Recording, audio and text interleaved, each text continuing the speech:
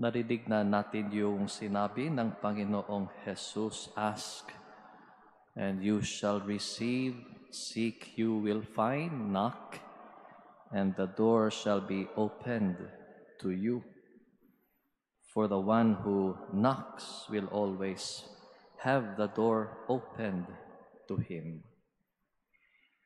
Ano yung hindi sinabi ng Panginoong Jesus? Na kung halimbawa kakatok nga tayo sa pintuan na nasa harapan, meron nga siyang bubuksan. Ngunit paminsan yung binubuksan ay yung pintuan na nasa likuran. O kung hindi man, yung mga bintana na nasa tabi ng pintuan na nasa harapan. O kung hindi man, yung pintuan na iyon, yung lagusan na iyon ay masyadong makitid. Hindi tayo pwedeng dumaan o pumasok man. Sa ating ebanghelyo ngayon, merong nagtanong sa Panginoong Jesus, "Panginoon, kaunti lang po ba ang mailigtas?" Ito po ang napakalinaw na pag-alaman nating katotohanan. God's will is to save us. God's will is to save us. Na iligtas tayo ng Panginoon mula sa kasamaan, mula sa ating mga kasalanan. Anong ibig sabihin na bawat isa sa atin na nandirito? Yun ay ang kalooban ng Diyos. Balak niya tayong iligtas. Ngunit hindi lang yung nandirito. Bawat isang tao, bawat tao, sa sangkalupaang ito, yun po ang hangarin ng Diyos na tayo ay Kanyang mailigtas. Every person in this world, every single person in this world is the subject of God's will of salvation. God is always willing, open, to invite us into His very person. Ika nga, merong hinandang espasyo ang Diyos sa Kanyang puso, sa Kanyang dakong loob para sa atin. But salvation is a two-way street. Kinakailangan din ng ating pakikilahok. Hindi lang yung hangad ng Diyos. God's intention is not the only factor. It requires our participation.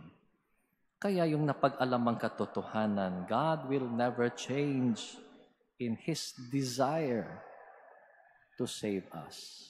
He will not change in His desire to save us. Ngunit merong dalawang bagay na nagbabago. Una, yung ating kalagayan. At ikalawa, yung ating sarili. Our circumstances and ourselves. So when these two change, we can find that the door mentioned by Jesus in the gospel is not only narrow, hindi lang makitid, nakakandado pa. Hindi lang nakasara, nakakandado talaga. Merong bolt yung pintuan na binabanggit niya. Merong napakagandang kasabihan ayon kay San Agustin. Siya rong nagsabi nito, ang sabi niya, God who created us without our help will not save us without our consent. God who created us without our help will not save us without our consent. Paano natin maunawaan yung unang bagay na nagbabago, yung circumstances?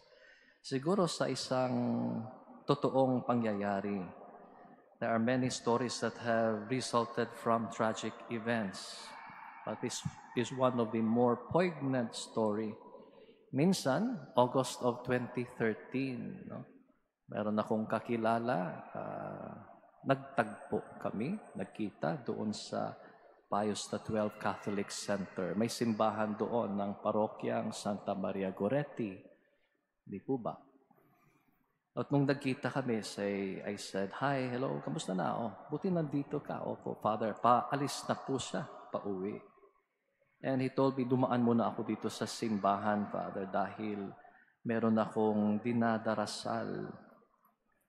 So I asked him, "Oh, you should be praying about world peace, no? Pray for me." "Opo, Father, pero I'm praying especially for all those people whose loved ones died in that tragic maritime disaster."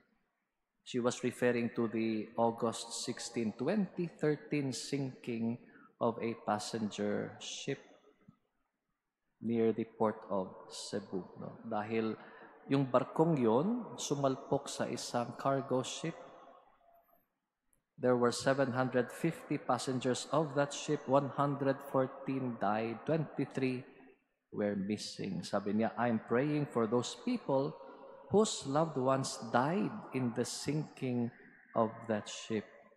Hindi yung yumao, kundi yung mga tao na naiwan, hindi sumakay, meron silang kakilala, meron silang mahal sa buhay na sumakay, nalunod, yumao, namatay, o hindi pa natagpuan yung kanilang bangkay. She was praying for those people.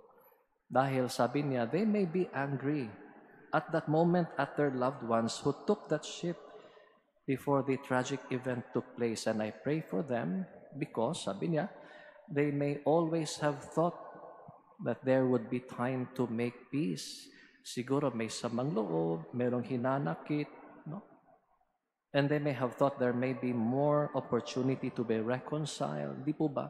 Kung tayo man ay nasa lugar na iyon, may sugat sa ating puso, mayroong hinanakit na ating dinadala, may kinikim-kim tayong samang loob. Hindi agad-agad magpatawa. No? Takes time for us to heal. So, those individuals may have thought there may be more opportunity to be reconciled, to say, "I'm sorry, I love you, yet there was none." They will have to live with that for the rest of their lives, regretting.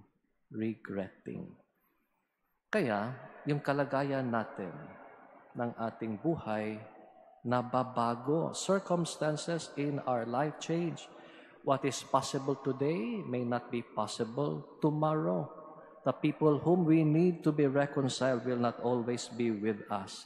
The people we want to thank or tell them that we love them could be taken from us in an instant. At kung mangyari yon, yung pintuan na yan nakakandado. Wala na pong second chance. Wala na. But it's not only the circumstances in our life that can change. Mismo tayo nababago dahil sa ating mga pagpapasya. Hindi po ba? At pwedeng mangyari yan sa ating buhay mag-asawa. Pwedeng mangyari yan kung tayo ay nasa isang malalim na relasyon. And soon we can be living in a lifeless marriage, in a dead relationship. But God will never cease to provide good opportunities because His grace will never dry up. But we can. And when that happens, the door is locked. Sabi ko nga, may bolt yun. Mahirap na buksan. Kaya, ano yung bilin ng ebanghelyo natin ngayon? Merong isang kawikaan sa Latin, madali nating matandaan. Carpe diem. Carpe diem. Samantalahin ang pagkakataon. Seize the moment. Seize the moment. Take advantage of each single day. That day is now. Merong kasabihan, good things come to those who learn how to wait. But wait, better things come to those who make them happen. So if there is an open door in your life, walk through it. If you need to forgive someone, you need to seek forgiveness, Do it now. Ngayon na. Hindi mamaya pa. Seize that moment. And if you need to thank someone or tell someone that you love them, now na. Sabihan na sila. Ipaabot sa kanila. God will never change.